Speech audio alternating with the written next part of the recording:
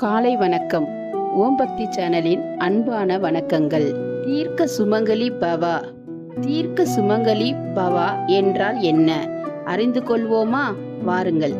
தீர்க்க சுமங்கலி பவா என்ற ஆசிக்கு மனைவி கணவனிடம் 5 மாங்கல்யம் பெற வேண்டும் என்று அர்த்தம். திருமணத்தில் 1, 60 வயது சஷ்டி பெத்த பூர்த்தியில் 1, 70 வயது பீமரத சாந்தியில் 1, 80 வயது சதாபிஷேகத்தில் 1, 96வது வயது கனகாபிஷேகத்தில் 1.